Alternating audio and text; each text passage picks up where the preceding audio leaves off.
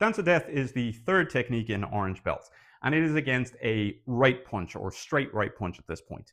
Now, there are very many ways that this technique has been done as attacks in terms of attacks as well. Most people, again, as usual, will do it as a step through. However, doing it as a step through, and if you go back to the Sophisticated Basics of Kenpo Parker series, you will actually see the attack not done as a step through. You'll see it done as the way that I would do it as well.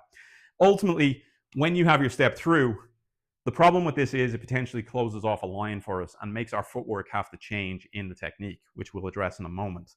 So the actual attack for this one is off of the back. So it could be a left jab to a right cross coming in on this line, okay?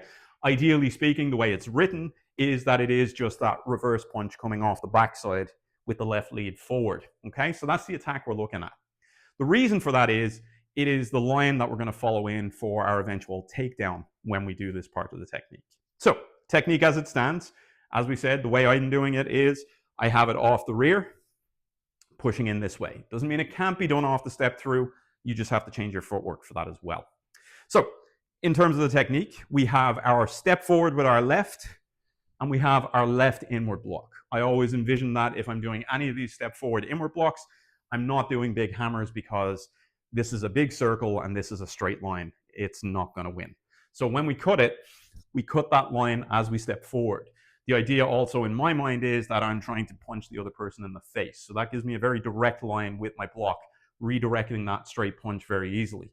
From here, once we've gone in on this line, we have our dead hand technique. And there are 3 of these in the system as well. We have Dance to Death, we have Thundering Hammers, and we have Sleeper. Okay, so when we step in, we have our dead hand position down here. Our first strike then, we go forward bow, and we strike with a ridge hand strike to the groin. Okay, so again, we're moving in, this becomes a cover, and we have our ridge hand strike to the groin. Now, stepping directly in, if we envision that the person is going to be in this shape, or rather in this shape here, as they punch, stepping in on this line means now that you are going to take their base here. And again, they have less depth if you're pushing them back over their heels. So that makes the takedown a little bit easier, okay? So again, when we hit this, we have our block, we have our check, we have our ridge hand coming in. As I step forward, I'm stepping between the 2 legs.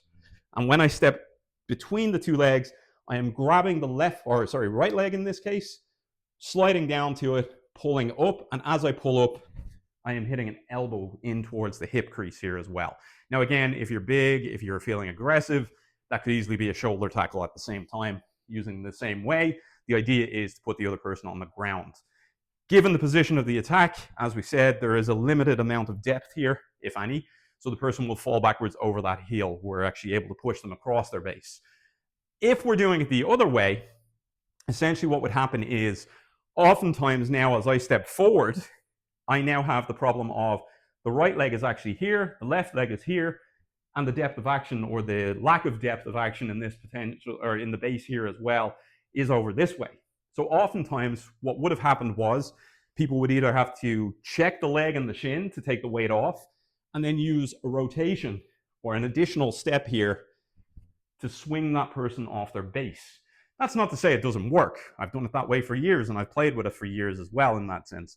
But if we're taking it from an ideal standpoint and we're teaching people to do it, we want them to have the best and most effective manner of taking someone off their base, which in this case is cutting across their base and pushing them where there is no depth.